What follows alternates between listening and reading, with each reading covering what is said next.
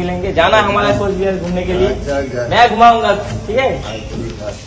आप सच्चे हृदय से जाएंगे, मंदिर में शीश झुकाएंगे, आपको फल की प्राप्ति होगी। अरे ঠিক আছে, বৃষ্টির কপালে পড়ে গেলাম। বৃষ্টি পড়ছে আর এদিকে দেখো রামধনু পাকিস্তানি বাবু, उसका घर का पर बंगाल থেকে মুসলিম ধর্মের মতে বলে কবর, তো আমাদের হিন্দু ধর্ম হিসেবে সেটাকে সমাধি বলে এবং আমাদের হিন্দু ধর্মের সমাধি তাদেরকেই দেওয়া হয়। তো হে গাইস, শুভ সকাল, সুন্দর একটা ব্লগে তোমাদের সুস্বাগতম। কালকে আমরা ছিলাম এই স্কুলটায়, এ দেখো এখানে ছিলাম। আর এই যে আমাদের दादू घुमाच्छा हुआ, हाँ सब ठीक ठाक। हाँ, तो आज हम चलते हैं, कभी फिर मिलेंगे। जाना हमारा कोच बिहार घूमने के लिए, मैं घुमाऊंगा, ठीक है।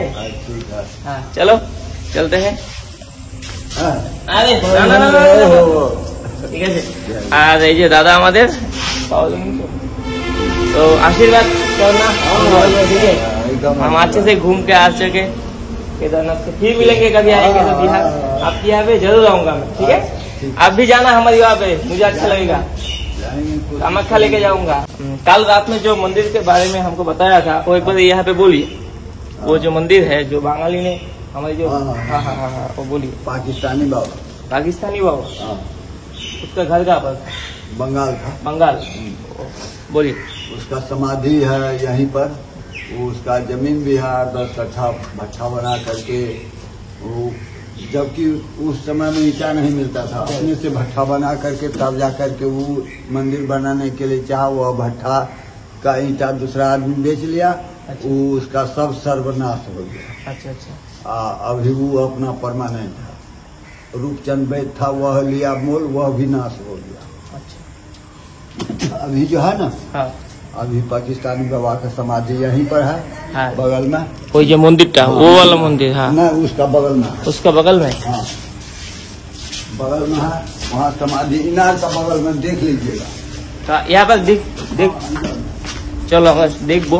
এখানে যে পাকিস্তানি বাবা যে বাঙালি সাধুটা ছিল তার সমাধি, মানে তিনি যখন মারা যায় তাকে আগুনে দাহন করা হয় না, মানে পোড়ানো হয় না, তারপর এখানে তাকে সমাধি দেওয়া হয়। সমাধি মানে যেটাকে মুসলিম ধর্মের মতে বলে কবর, তো আমাদের হিন্দু ধর্ম হিসেবে সেটাকে সমাধি বলে এবং আমাদের হিন্দু ধর্মের সমাধি তাদেরকেই দেওয়া হয় যারা সাধু বৈষ্ণব, তাদেরকে কখনো আগুনে পোড়ানো হয় না, তাদেরকে সমাধি দেওয়া হয়।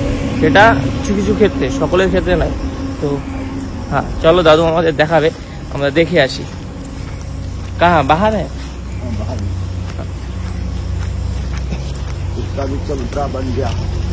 क्या चबूतरा? उसका भी बन गया। স্কুলটাতে আমরা কালকে রাতে ছিলাম। पार्वती मंदिर, ये पार्वती मंदिर, এটা मंदिर और सत्संग मंदिर। এখানকার মন্দিরের প্রাণ প্রতিষ্ঠাতা হলো একজন বাঙালি, যার নাম হলো পাকিস্তানি বাবা। বিহারের আরারিয়ার থেকে কিছু দূর দূরে অবস্থিত এই গ্রামটির নাম হলো সারফেজগঞ্জ। এই গ্রামে একজন বাঙালি পাকিস্তানি বাবা বসবাস করত। তিনি একদিন তার ধুতির আঁচলে সাপের রক্ত নিয়ে আসে এবং সেটা খুলে দেখে সেখানে একটা জীবন্ত সাপ, এবং সেটা দেখে সবাই অবাক হয়ে যায়। তার কাছে ছিল এক অন্যরকম শক্তি, যার দ্বারা তিনি অনেক কিছু মন্ত্র এবং তন্ত্র সাধক ছিল। এবং সেই বাবা যখন মারা যায় তখন তাকে এখানে সমাধি দেওয়া হয়, তাকে আগুনে পোড়ানো হয় না, এবং তার উপরেই চলে পুজো পাঠ, এবং সেই সময় থেকে এখনও তাকে সেই সমাধির উপর পুজো করে আসছে এখানকার স্থানীয় বাসিন্দারা। यहाँ पर दाखिल खारिज किया था, उसका नाम था रत्नेश्वर झा, वही दाखिल खारिज करके पार्वती मंदिर बनाया गया था, उसी के नाम से बना। ठीक है दादाजी, बहुत अच्छा लगा ये स्टोरी শুন কে, এটা একটা বাস্তব কথা।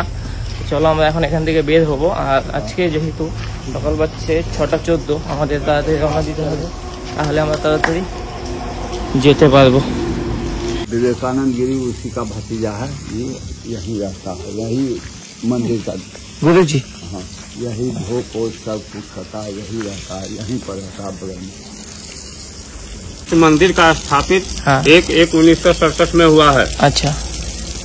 इस मंदिर का विशेषता ये है, जो कोई आता है वह खाली हाथ नहीं लौटता, कुछ न कुछ उसको फल प्राप्ति होता है यहाँ पे।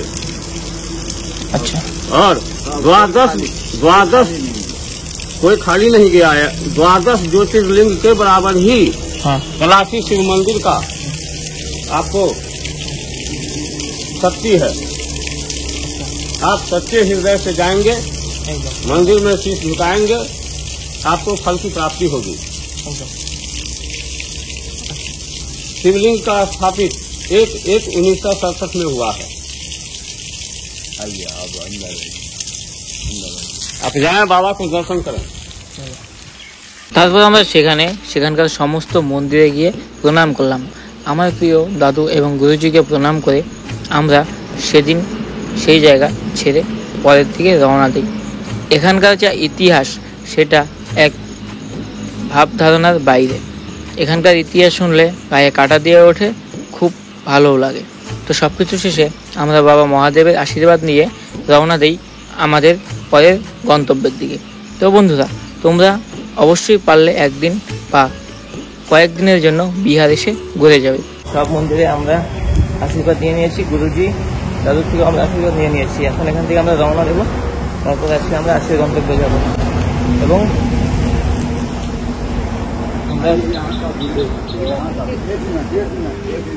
हाँ बोलिए।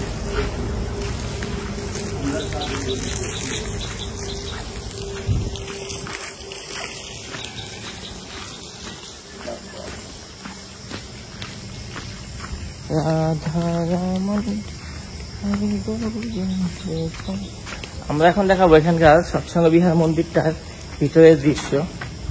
এবং এই হলো সেই সৎসঙ্গ বিহার মন্দির। এখানে কেউ এলে খালি হাতে ফিরে যায় না। সে ভগবানের পাওয়া সমস্ত কিছুই, সে তার চাওয়া পাওয়া बहुत अच्छा हुआ। সৎসঙ্গ বিহার। আমরা আবার স্কুল থেকে বেরিয়ে পড়লাম। আর এই জায়গাটা ছাড়তে খুব মায়া হয়, মানে এই জায়গাটায় এতটা সুন্দর, এতটা মানুষের ব্যবহার ভালো যা বলার বাইরে। তারপরেও এখন আমরা এখানে চা খাবো, চা খেয়ে তারপর এখান থেকে রওনা দেবো। তো চলো আমরা তিনজনে মিলে এখন চা খাই, তারপর এখান থেকে বেরোতে হবে। দেখো দাদু এখানে সে চা বানানো স্টার্ট করে দিয়েছে। দাদু হলো অলরাউন্ডার। দোকানে এসে দোকানদারকে চা বানাবে, দাদুই চা বানায়। আর এদিকে যে দাদা বসে আছে খাওয়ার জন্য। চলো আমরা এখন এখান থেকে চা খাবো, দিয়ে তারপরে যে রওনা হবো। আজকে ঘড়ির কাঁটায় 6:45। আর আমরা আজকে বেরিয়ে পড়লাম আজকে 6 নম্বর যাত্রার উদ্দেশ্যে। আজকে হলো আমাদের 6 নম্বর দিন। বাড়ি থেকে বেরিয়ে দেখতে দেখতে যে কিভাবে 6টা দিন কেটে গেল বুঝতেই পারলাম না।